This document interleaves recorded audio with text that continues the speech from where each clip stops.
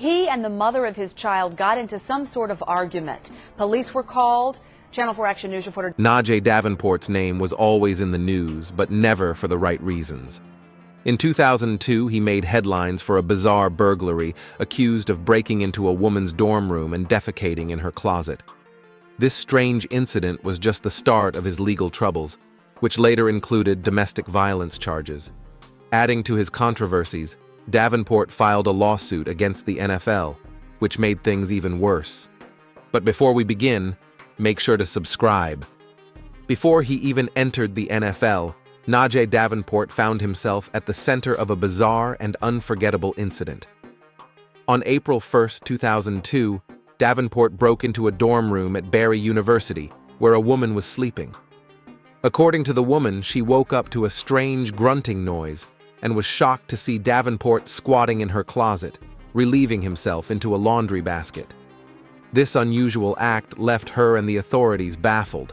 Davenport was charged with second-degree burglary and criminal mischief, but in a plea deal, the felony charge was dropped.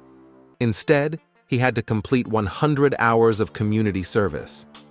Even after the case was settled, Davenport didn't admit to the crime. Outside the courthouse, he continued to insist on his innocence, famously demanding, "Where's the evidence? Where's the manure? I know I didn't do it. I just wanted to get it over with." His troubles did not end there, as his domestic violence case shook people even more. In October 2007, Davenport found himself in more legal trouble, this time in Cleveland. He was charged with domestic violence, child endangerment, and unlawful restraint in connection with an incident involving the mother of his 5-year-old son. The situation quickly escalated, and Davenport entered a plea of not guilty to all the charges just days after the allegations came to light. The case made its way to trial on April 4, 2008, where both sides presented their arguments. The trial lasted for 4 days, and when it came time for the jury to decide, 8 members spent over 3 hours deliberating on Davenport's fate. In the end, they returned a verdict of not guilty on all counts. Despite the serious accusations, Davenport walked out of the courtroom cleared of the charges, but the case still added to the growing list of legal issues that followed him throughout his career. Then came the famous lawsuit. On October 25, 2020, Davenport, along with fellow ex-NFL player Kevin Henry, filed a lawsuit against the NFL, raising serious accusations. Henry, who happened to be the cousin of wrestling legend Mark Henry and also an ex-Steeler like Davenport, joined in claiming that the NFL used race norming when determining players' neurocognitive impairment as part of the league's concussion settlement. According to the lawsuit, the NFL adjusted scores for black players by assuming that they started with lower cognitive abilities than their white counterparts. This assumption made it harder for black players to show cognitive decline, effectively putting them at a disadvantage when it came to proving brain damage from their time in the NFL. The use of race-based adjustments created a major controversy, and Davenport and Henry's lawsuit shined a spotlight on this unfair practice. It became clear that this approach affected thousands of former black players seeking compensation for the long-term effects of concussions. A year later, on October 21, 2021, the NFL reached an agreement to stop using race-based adjustments in cognitive testing.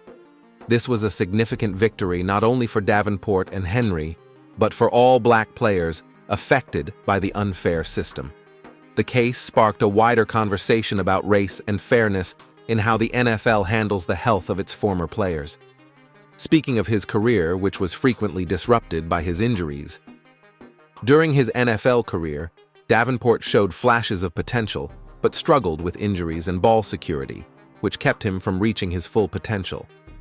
Despite being a 4th-round pick, many scouts believed Davenport had first-round talent. Unfortunately, those same scouts also predicted that injuries could be a major issue for him, and that turned out to be true. In his rookie season, Davenport impressed with a solid 4.7 yards per carry, but his progress was cut short when he fractured his left eye socket. The following year, in 2003, he managed to stay relatively healthy and made a big impact. He averaged an impressive 5.45 yards per carry, the second highest in the league, and 30.1 yards per kick return, proving he had the skills to make a difference when given the chance. However, his injury problems resurfaced in 2004. He started the season with a nagging hamstring injury that sidelined him for a month. When he finally got the chance to start his first NFL game on November 29, 2004, Davenport made a huge splash, rushing for 178 yards, the third highest debut for an NFL starter in the past 20 years. But later that season, he broke his ribs, leaving him far from 100% for the rest of the year. In 2005, when starting running back Amon Green went down with a quadriceps injury, Davenport was called upon to take over.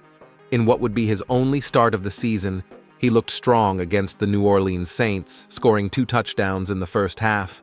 But once again, injuries struck. He broke his ankle in that same game, which landed him on injured reserve and ended his season. Davenport's time with the Green Bay Packers came to an end on September 2, 2006, when he was released during the team's final roster cuts. However, it didn't take long for him to find a new home. Just 6 days later, on September 8th, the Pittsburgh Steelers added him to their roster. That season, Davenport finished with a total of 221 rushing yards, but he still had to fight for his spot. In 2007, the Steelers signed veteran running back Kevin Barlow, which meant Davenport faced competition for a backup role. However, Barlow didn't make it past training camp, leaving Davenport as the second-string running back for Pittsburgh's season opener against the Cleveland Browns. Davenport made the most of his opportunity, rushing for 43 yards on 8 carries in a dominant 34-7 win. One of Davenport's best performances came with the Steelers game on December 20, 2007, in a game against the St. Louis Rams. When starter Willie Parker went down with a broken fibula in the first quarter, Davenport stepped up in a big way. He carried the ball 24 times, racking up 123 rushing yards and a touchdown. On top of that, he caught 2 passes for 44 yards, including another touchdown, helping to lead the Steelers to victory. Despite some strong performances, Davenport's time with Pittsburgh was a roller coaster. The Steelers released him on June 28, 2008, but due to a series of injuries to Willie Parker, Rashard Mendenhall, and Kerry Davis, the team re-signed Davenport on September 30th. However, this back-and-forth pattern continued. He was released again on November 8th, only to be brought back on November 27th after Parker was injured again. The Steelers released him one final time on December 2nd, bringing an end to his unpredictable stint with the team. On December 9, 2008, Davenport got another chance in the NFL when he was signed by the Indianapolis Colts. Although his time with the team was brief, he managed to contribute in a couple of games.